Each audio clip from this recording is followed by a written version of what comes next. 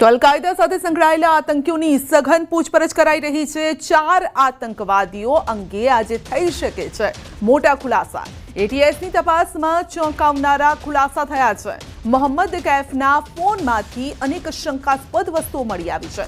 કૈફનો હથિયારો સાથેનો વિડીયો પણ મળી આવ્યો। એટીએસ અને દિલ્હી સ્પેશિયલ ટીમ હથિયારોની તપાસમાં જોડાઈ। હથિયાર કબજે કરવાની કાર્યવાહી પણ શરૂ કરાશે અને ચારેય આરોપીઓ હાલમાં 14 દિવસના રિમાન્ડ પર છે। અલકાયદાના સંપર્કમાં આવ્યા બાદ આતંકવાદીઓ કટ્ટરપંથી બની ગયા હતા અને તેઓ વોટ્સએપ ગ્રુપ પર ચેટ કરી અન્ય લોકોને પણ જોડતા હતા। ગુજરાત એટીએસ લાંબા સમયથી તેમના પર નજર રાખી રહ્યું હતું। તો આતંકવાદીઓની તપાસમાં થયા છે મોટા ખુલાસા। આતંકીઓના મોબાઈલમાંથી મળ્યા છે ઘણા બધા વિડીયો, એ પ્રૂફ પણ મળી રહ્યા છે। દેશ વિરોધી અને ધાર્મિક હિંસાનો પ્રચાર કરતા હતા। મોબાઈલ તપાસમાં એફએસએલની પણ મદદ લેવાઈ છે અને હજુ વધુ સામગ્રી પણ મળી શકે છે।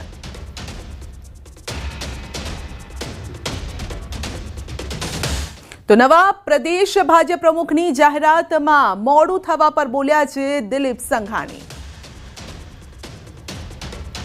ભારતીય જનતા પાર્ટીમાં ક્યારેય કોઈ પેશ અટવાતા નથી।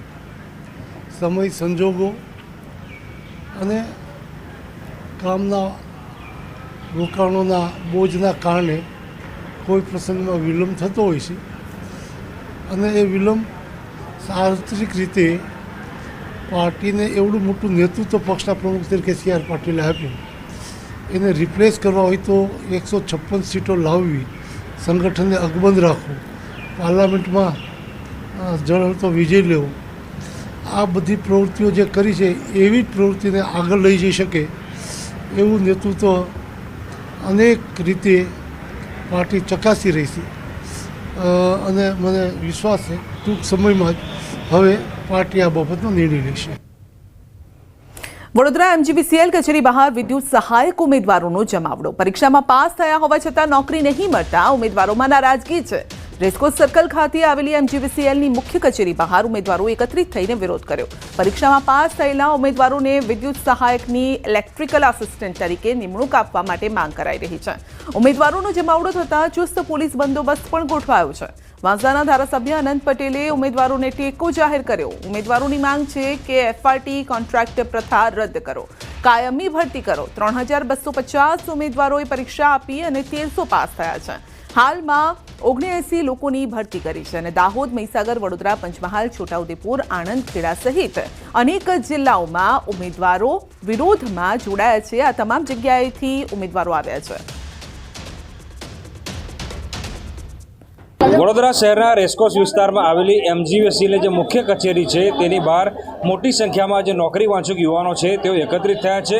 યુવાનોનો આરોપ છે કે તેમના દ્વારા પરીક્ષા આપવામાં આવી, પરીક્ષા પાસ પણ કરી લીધી, પરંતુ તેમ છતાં તેમને વિદ્યુત સહાયક તરીકેની જે નોકરી છે તે મળી નથી અને એક તરફ રોજગારીની વાતો વચ્ચે યુવાનો નોકરી માટે વલખા મારી રહ્યા છે, તેનો જીવતો જાગતો આ પુરાવો છે।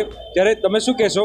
એક તરફ રોજગારીની વાતો થઈ રહી છે, બીજી તરફ તમારા જેવા યુવાનો નોકરી માટે આમ તેમ ભટકી રહ્યા છે, કેટલું વ્યાજબી માનો છો, કેટલો અન્યાય થાય? અમે અત્યાર સુધી ઘણીવાર રજૂઆત કરી ચૂક્યા હતા। અમારી ભરતીને જૂન 2022માં અમારા જોડે ફોર્મ ભર્યા હતા, ઓનલાઈન રજિસ્ટ્રેશન થયું છે, અત્યાર સુધી એક્ઝામ લેવાનું નથી। અમે જીએસસીસીએલમાંથી આવીએ છીએ। અત્યારે અહીંયા સમસ્ત જે આવ્યા છે એમજીવીસીએલવાળા અને જીએસસીસીએલ બંને છે। તમે શું કહેશો? એક યુવાનની નોકરી લાગે તો માત્ર યુવાની નહીં પરંતુ આખા પરિવારની રોજગારીનું એક સાધન ઊભું થાય। આખા પરિવારને આશા હોય, અપેક્ષા હોય કે મારો દીકરો વેલ સેટ થશે, પરિવારનું ગુજરાન ચલાવશે, અને એ જ યુવાને જો નોકરી માટે આમ તેમ ભટકવું પડે, કચેરીના ધક્કા ખાવા પડે તો કેટલું દુઃખ થાય આ સાંભળી? આ લોકો જીબીવાળાએ ભરતી કરવી જોઈએ। અમારા જીએસસીસીએલવાળા ભાઈઓ કેટલા વર્ષથી અહીંયા વલખા મારે છે સાહેબ।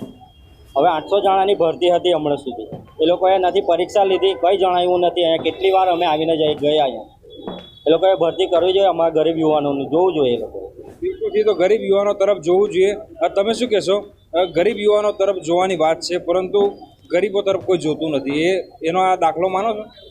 હા, 2022માં જ્યારે વિધાનસભા ગુજરાતની અંદર ચૂંટણી જાહેર કરવામાં આવી ત્યારે 18/6/2022માં 7 પાર્લામેન્ટમાં 800 હેલ્પરની ભરતી બહાર પાડેલી ભૂતપૂર્વ એપ્રેન્ટિસની, જેની ભરતી આજ દિન સુધી પૂર્ણ કરવામાં નથી આવી। હવે આ ઉમેદવારો સાથેની સાથે કોંગ્રેસે પણ ટેકો જાહેર કર્યો છે। કોંગ્રેસ પણ આંદોલનમાં જોડાવાની છે, ત્યારે તેને ધ્યાનમાં રાખીને રેસકોર્સ એમજીવીસીએલ કચેરી ખાતે ચુસ્ત પોલીસ બંદોબસ્ત